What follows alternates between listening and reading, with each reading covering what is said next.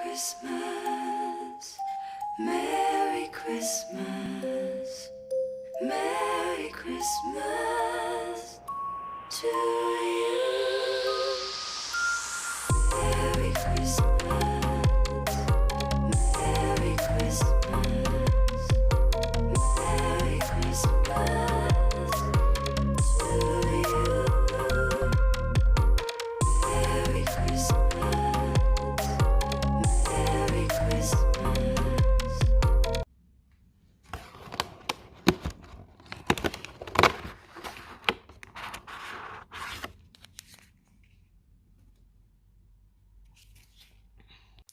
Coucou, bonjour tout le monde, j'espère que vous allez bien, je suis ravie de vous retrouver pour lancer officiellement ce 15e jour de Vlogmas.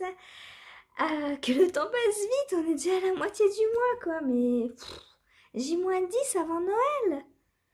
J'ai pas commencé mon cadeau de Noël. Je vais y arriver, Alors, les calendriers... Ah bah non, ce que je porte d'abord. Voilà, et en plus je l'ai fait tomber, j'arrive. Voilà, paquet récupéré. Désolée pour cette petite interruption. Alors, ce que je porte, mon pull Ori, donc de Yarn Flex, avec cette très jolie zone de pointerie. Celui-là, je l'adore, j'ai trop envie de me le refaire. En peut-être un peu moins large, je ne sais plus si j'avais fait la plus petite taille ou pas. Mais soit je me le referai en taille en dessous, soit je me le referai juste en fil plus fin. Parce que là, il est un peu large pour moi. Vous voyez, mon emmanchure, elle arrive là. Et niveau aisance, j'ai tout ça d'aisance positive. Donc... bon, c'est pas qu'il est trop grand, mais disons que moi, je préfère quand c'est près du corps. Voilà, voilà. Donc, mon pull Ori, que j'ai tricoté en laine Atelier Balibou, doublé d'un mohair crème. Voilà. Et mon châle Linda, comme d'habitude. Et mes chaussettes. Est-ce que je peux vous montrer mes chaussettes?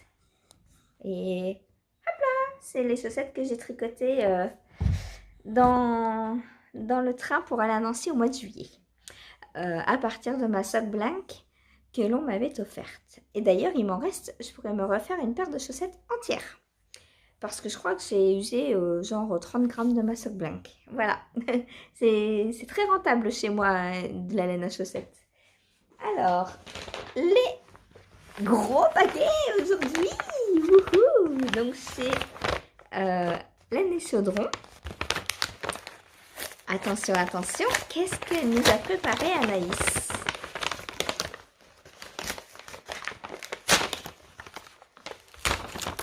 Oh, qu'est-ce que c'est? C'est beau. Oh, mais il y a un autre cadeau en plus. Ah, c'est beau. Ah, j'aime bien. Bon, il y a un peu de marron, mais le rose prend le dessus. Hein. Ah, c'est joli. J'aime bien. On dirait... bah, encore une orchidée, hein, avec les racines, tout ça, le marron et les fleurs d'orchidée qui sont roses. J'aime beaucoup. Toujours la même base. Ah, c'est un 100 grammes. Waouh. 100 grammes, 100 grammes. Ah bah, c'est trop cool, ça. Je vais pouvoir me faire encore 2 paires de chaussettes là-dedans. Donc, voilà. Et il y a... Oh, d'autres petits anneaux marqueurs. Oh, ils sont beaux. Ça fait de la musique. Alors, mais je tiens rien aujourd'hui, c'est pas possible ça. Alors, si j'arrive à l'ouvrir. Ah oui, il y a un nœud, c'est vrai, dans l'organza noir, c'est pas facile. Je m'étais déjà fait la remarque, je crois, la première fois qu'on avait eu des anneaux marqueurs. Hop. Oh, c'est trop chou. Oh, mais qu'est-ce qu'ils sont beaux. Vous voulez les voir? Mais non, c'est à moi, hein. Alors, on a des petites cannes à sucre. très jolies. Donc j'en remets dans le sachet parce que vu que je suis tout tombé aujourd'hui, j'ai pas envie de les casser. Ensuite, on a un très joli petit bonnet avec des diamants dessus. Oh là là, mais qu'il est joli! Hop! Et ensuite, là c'est la mignoninerie absolue. Un petit pingouin! Il est trop mignon! J'adore, j'adore, j'adore. Voilà! Trop bien! Oh, je suis trop contente aujourd'hui. Très joli paquet. Voilà. Hop, ensuite, Mérinos et soie. Saphir, c'est ma laine, s'il te plaît. Elle est en train de me piquer ma laine.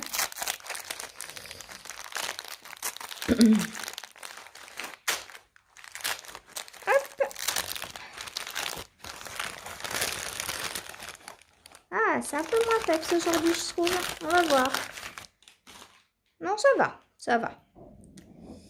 Il y a beaucoup, beaucoup de couleurs.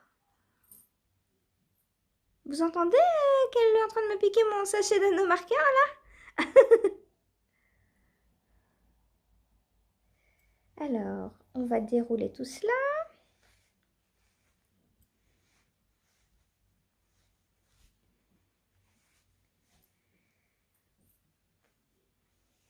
Alors, aujourd'hui, il a pas neigé, mais c'est toujours tout blanc.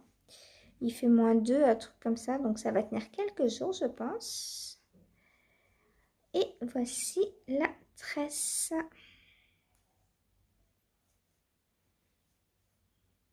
On a de jolies couleurs hein, quand même.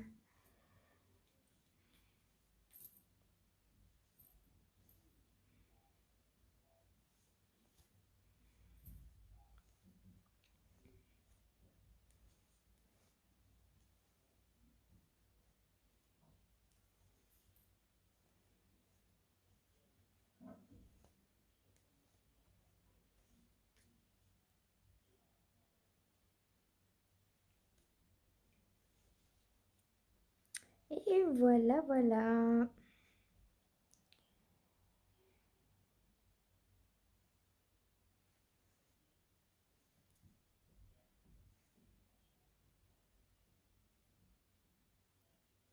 Donc tout ça, ça ira dans ma Stamina Blanquette. Je suis trop contente, j'ai hâte de la commencer. Et du coup, bah, faut que je file, hein. Posez-moi des questions parce que là, j'ai qu'une tresse entièrement filée pour l'instant. Donc voilà le résultat. C'est très joli. Voilà, et bien je vais vous laisser pour l'instant. Niveau repas, il faut que je fasse du pain aujourd'hui. Le repas de midi, je ne sais pas ce que c'est encore. Et pour ce soir, enfin pour le goûter, je vais faire des crêpes. Et pour ce soir, sûrement soupe de légumes. Voilà, voilà. Donc je vous retrouve tout à l'heure en cuisine. À tout à l'heure. Et voilà ma pâte à pain qui est prête. Donc comment je la fais? Je mets 300 ml d'eau, du sel, 500 g de farine, du levain, vous pouvez remplacer par de la levure de boulanger, et une cuillère à soupe d'huile. Voilà, et c'est prêt. Enfin, il n'y a plus qu'à laisser cuire. À plus tard. Alors, voilà le repas de midi. Donc, des petites pâtes à la tomate, revenues donc dans des petits oignons. Et ce que vous voyez là, ce sont des petits médaillons de protéines de pois. Je vous montre le paquet. Alors, le nom. Donc, que j'achète chez Casidomi, comme tous mes produits d'épicerie. Voilà, et je vous rappelle que, alors je sais plus sous quelle vidéo, donc je vous le remettrai. J'ai un lien de parrainage si ça vous intéresse. vous pouvez avoir 20 € de réduction sur votre première commande grâce à mon lien de parrainage et moi aussi lors de votre première commande. Voilà. Ensuite, la pâte à crêpes la pâte à crêpes est prête. Donc là, il reste un petit peu de beurre qui n'est pas encore fondu. Donc je vais laisser reposer jusqu'à 4 heures. Là, il est 11h15 à peu près. Donc je vais couvrir, laisser reposer. Et juste avant de faire cuire les crêpes, vers 3h30, je ferai en sorte que le beurre soit bien fondu. Parce que là, quand il n'est pas encore tout à fait fondu, mais bon, c'est pas grave. Voilà, donc dans la pâte à crêpes, qu'est-ce que je mets 50 g de beurre, 300 g de farine, 2 cuillères à soupe de sucre. Alors normalement il faut de l'huile, mais moi je mets une cuillère de beurre de cacahuète ou de graines de sésame ou graines de tournesol, ce que j'ai sous la main. Là aujourd'hui c'est graines de sésame. Voilà, ensuite qu'est-ce qu'il faut? Il faut 60 centilitres de lait.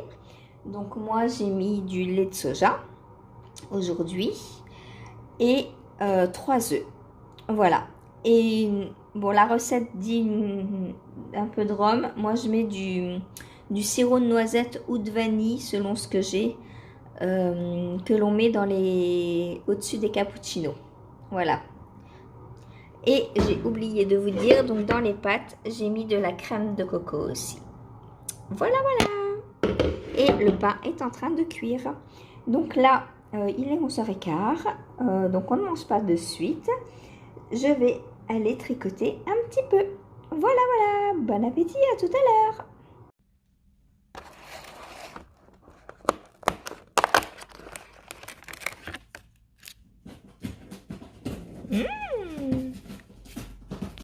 Coucou, on se retrouve pour le moment filage. Alors, je vous mets en position et je prends ma fibre. Hop. Alors, donc, dernier morceau de fibre, donc de la tresse numéro 2. Alors, j'espère qu'elle va être terminée aujourd'hui. J'ai très envie de commencer celle de demain. Alors, première question. On me demande comment je fais pour avoir des aussi longs ongles et durs. Alors, je fais une pause. Je m'arrête pour vous les montrer déjà. Parce que peut-être que tout le monde ne regarde pas tous ces petits détails. Donc, je vous montre mes ongles. Voilà. Donc, main numéro 1 et main numéro 2. Voilà. Donc, effectivement, ils sont longs et durs. Alors, qu'est-ce que je fais? Comme vous le voyez, ils n'ont jamais de vernis, ou quasiment jamais. La dernière fois que j'en ai mis, c'était pour les vacances au mois de juillet.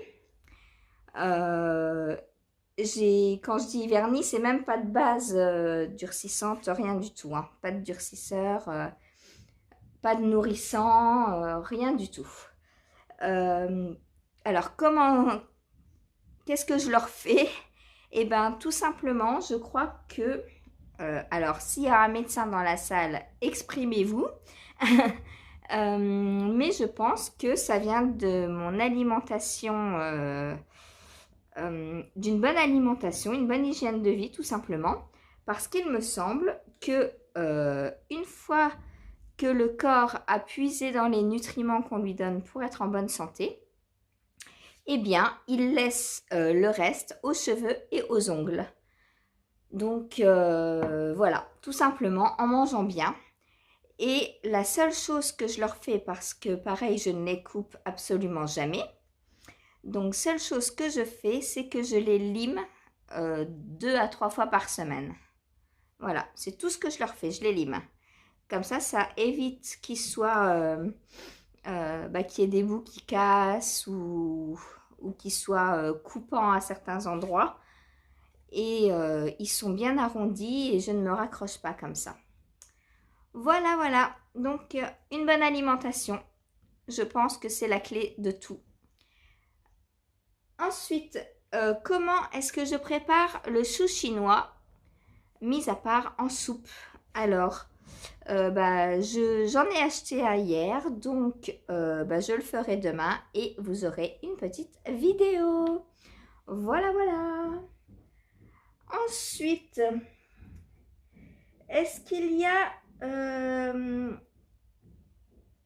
une différence si l'on teint la fibre quand elle est encore pas filée ou si on la teint une fois qu'elle est filée? Donc je pense que oui, parce que par exemple, je vous ai dit qu'en filant, on pouvait séparer la fibre de façon à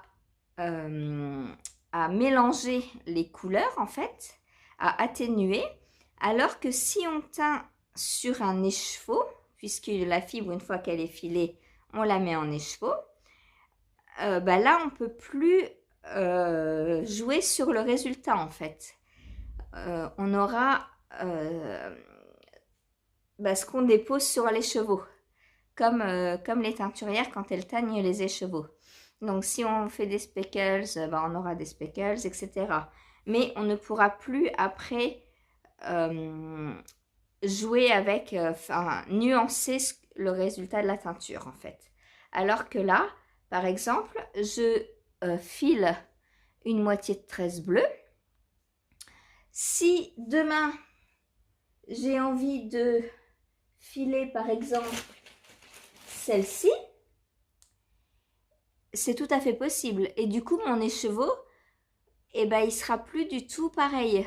Je ne sais pas si vous comprenez la nuance, mais je peux mélanger des fibres pour faire des écheveaux de différentes couleurs en fait.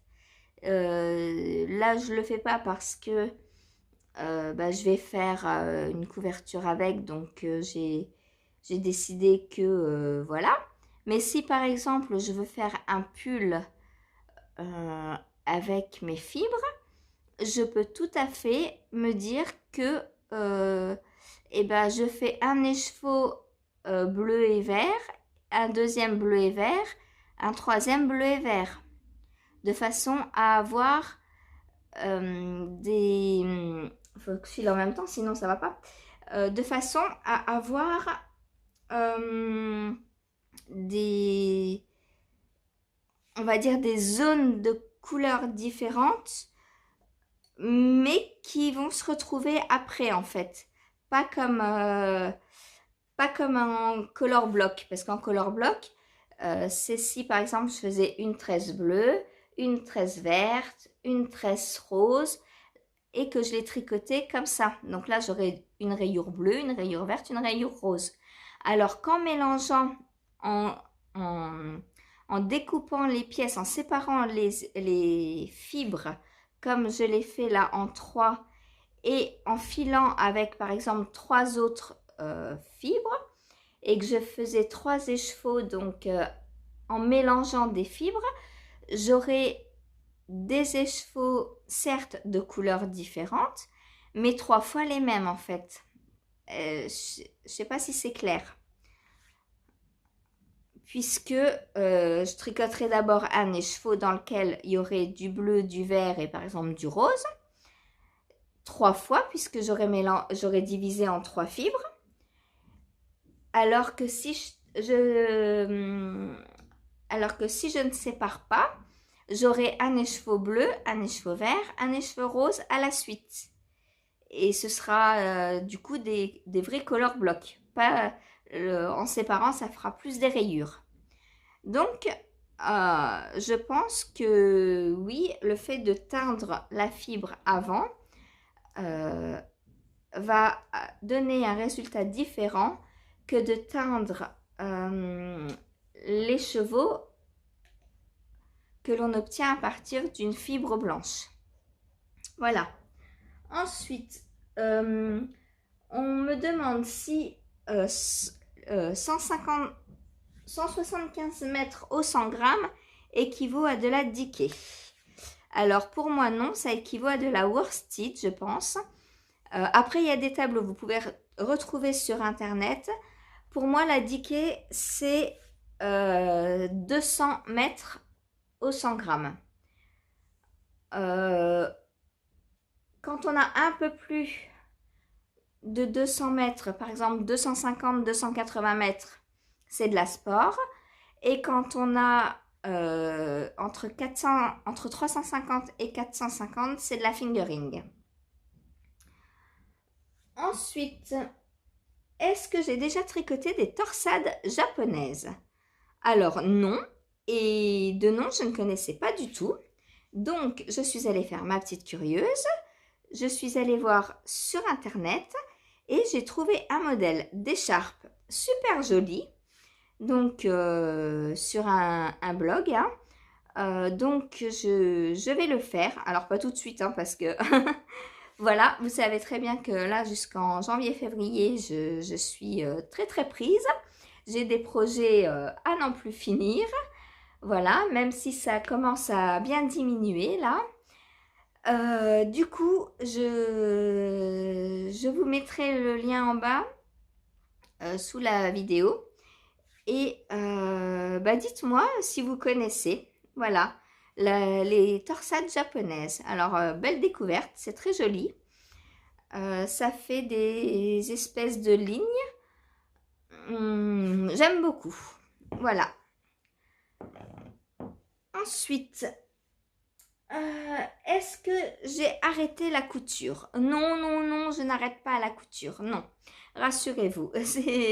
C'est juste que la couture, ça me prend un temps fou.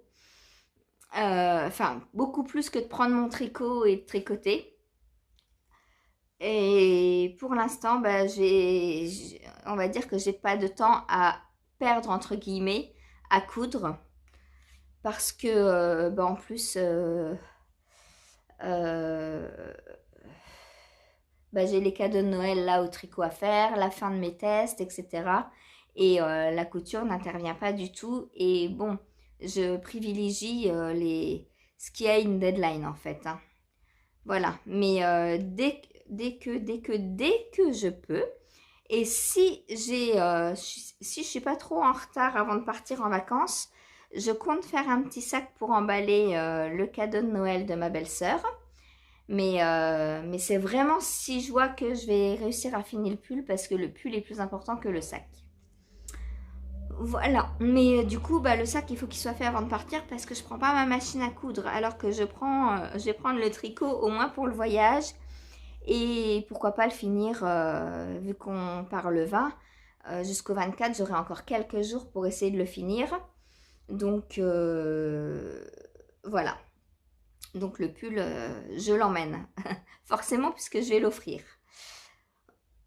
Mais je n'ai pas arrêté donc la couture. Loin de là, puisque j'ai dit qu'à partir de janvier, je comptais m'imposer, entre guillemets, hein, parce que c'est pas une torture, m'imposer 1 heure de couture, 1 heure de crochet et 1 heure de filage par jour, en plus du tricot. Je veux aussi faire de la teinture, mais bon, la teinture c'est un peu différent. Il me faut des échevaux naturels et de la poudre. J'en ai encore, mais les couleurs dont je me sers le plus, ça commence à bien diminuer, quoi. Donc il va falloir que je me rachète aussi des colorants. Et ça, c'est pas tout de suite. Voilà, voilà. Ensuite, on m'a demandé si j'avais des projets pour ma garde-robe 2023. Alors oui, déjà j'ai mon Mech9 de tricot qui est fait depuis 2022. Enfin, même depuis fin 2021, puisque c'était le Mech9 2022. J'ai aussi donc le Vertices Unite que je compte faire avec Chantal de Fraîcheur Mentalo. Niveau garde-robe, je compte justement me faire des robes et des jupes au tricot. Et un peu plus tard, donc quand le printemps arrivera, je compte essayer de me coudre plus de robes aussi et de jupes. Voilà. Ensuite, est-ce que mes enfants s'intéressent aux loisirs créatifs? Alors, oui, quand il s'agit que je leur fasse, par exemple, des sacs en couture ou autre. Ils savent tous les trois tricoter. Je leur ai appris quand ils étaient tout petits. Donc, ils savent tous les trois. Ils font du point mousse, du jersey, du point de riz. Ils savent faire diminution, augmentation, jeté. Les torsades, on n'a jamais essayé.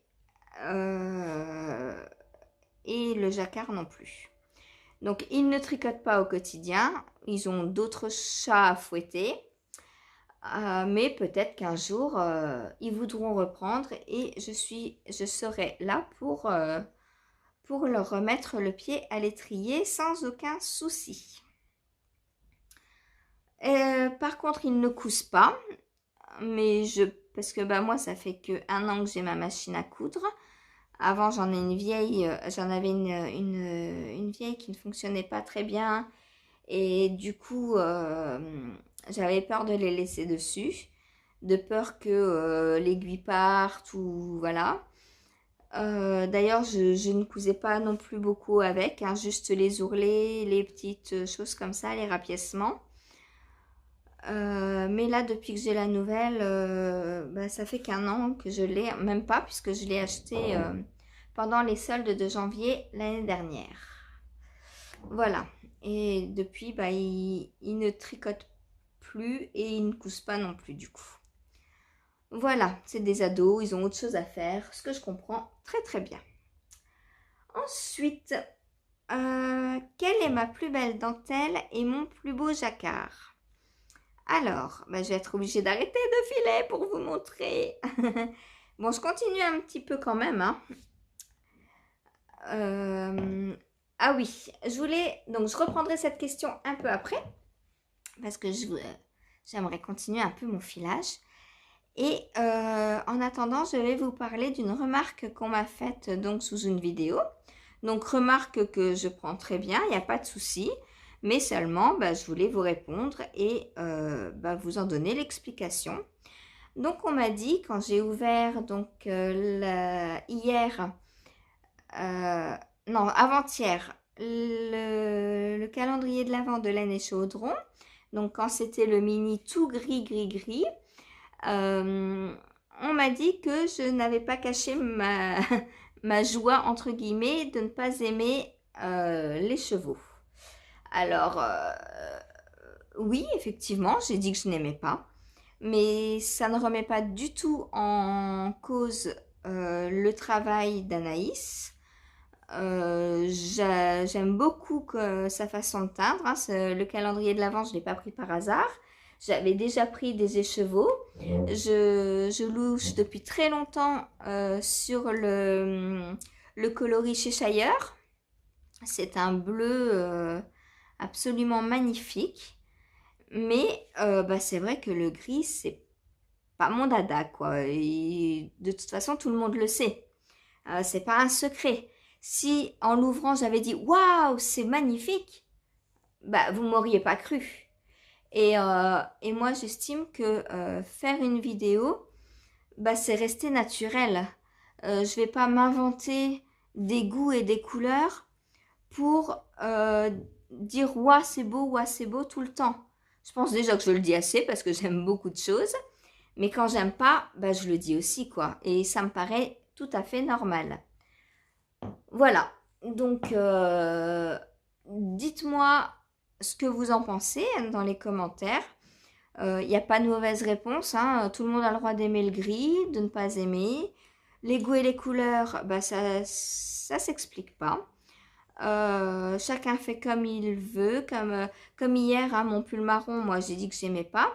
Alors c'est pas du tout le pull, c'est aussi la couleur, c'est juste la couleur en fait. Certaines d'entre vous m'ont dit que le marron m'allait bien. Alors peut-être hein, que ça me va bien, j'ai pas dit que ça ne m'allait pas. J'ai juste dit que moi, j'aime pas le marron, quoi. Enfin, les nuances foncées comme ça, je vais pas aimer. C'est tout. J'aime bien ce qui pète, ce qui flash, voilà, ce qui met du baume au cœur. Moi, un marron ou un gris ne me fait pas vibrer. C'est tout. Et je vous dis, moi, je tiens absolument à rester transparente dans mes vidéos. Enfin, je trouve que ça sert à rien de mentir. J'essaie, j'essaie de vous communiquer exactement ce que je ressens quand j'ouvre. Et voilà. Bon, donc on va s'arrêter là pour le filage. Donc il me reste ça. Donc ça ne sera pas fini aujourd'hui. Je vous montre. Alors là, vous voyez, on a des petites touches de noir. Donc ça, bon, ça va pas se voir beaucoup dans la couverture, hein, puisque ça va être baigné dans le bleu.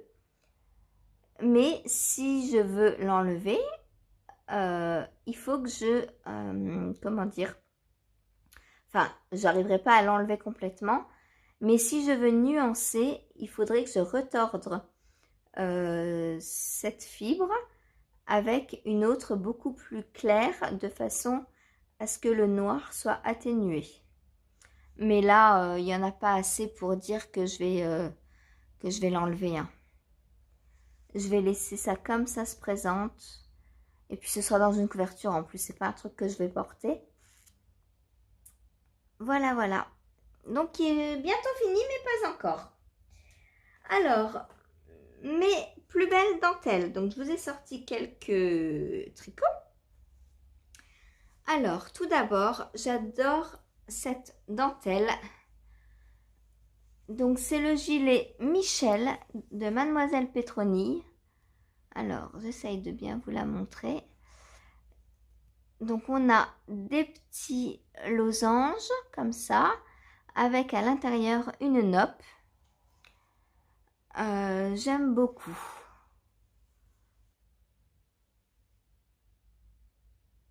Voilà. Donc on l'a sur les deux côtés du gilet, hein. Alors je vous le ferme pour que vous voyez un peu mieux.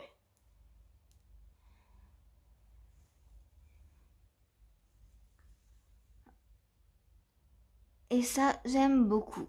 Je trouve que c'est très féminin, très délicat. Voilà. Je vous mettrai le lien en dessous si vous voulez aller voir la version de Céline. Elle l'a fait en blanc.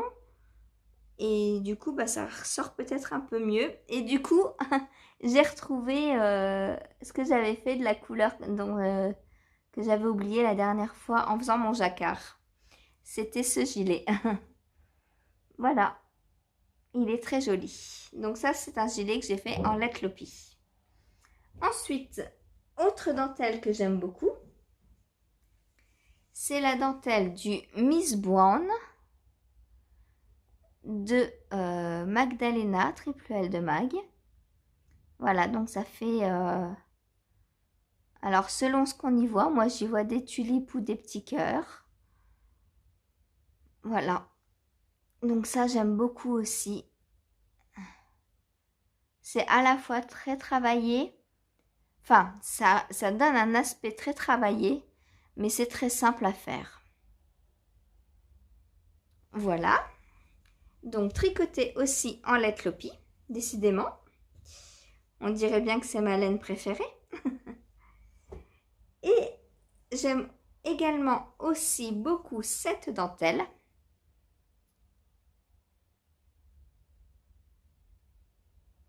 Alors ça, c'est le pull Jeanne de Mademoiselle Petroni que j'ai teint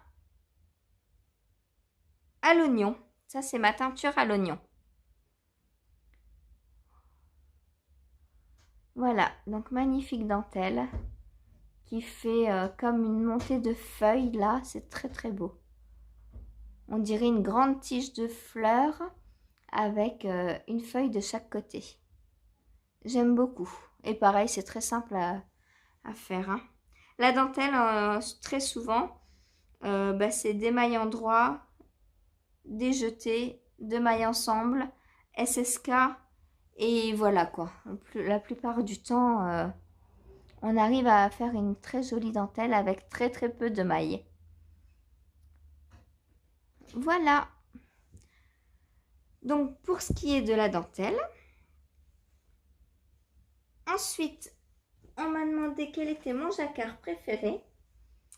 Donc c'est celui-ci. Alors de Mademoiselle Petroni aussi. Donc c'est le pull Catherine. Alors ça, j'aime beaucoup ce jacquard parce que ce qui était coloris contrastant, au fur et à mesure que l'on avance dans le jacquard, devient le coloris principal. Et ça, je trouve ça super. Voilà. Et les dessins sont très très jolis. J'aime vraiment beaucoup. Mais des jacquards, je me rends compte, alors je vous reprends comme ça. Le jacquard, je me rends compte que j'en ai pas fait tant que ça pour l'instant. Donc je vais en faire un peu plus. Maintenant que j'ai pas mal de restes, je vais en faire un peu plus. Voilà. J'aime aussi beaucoup mon Jules Borde, forcément. Mon pull de Noël de Lucienne Tricotte. Mais voilà quoi. Il est un peu plus simple. Enfin, c'est pas qu'il est simple, mais je l'aime beaucoup. Voilà aussi. Mais c'est pas mon préféré. Mon préféré, c'est celui-ci. Voilà. Et bien sur ce, je vous laisse. Je vais bientôt aller faire cuire mes petites crêpes pour le goûter. Je sais pas quelle heure il est. Il doit être 3 heures à peu près. Voilà. Moi, je vous retrouve tout à l'heure. Salut, salut!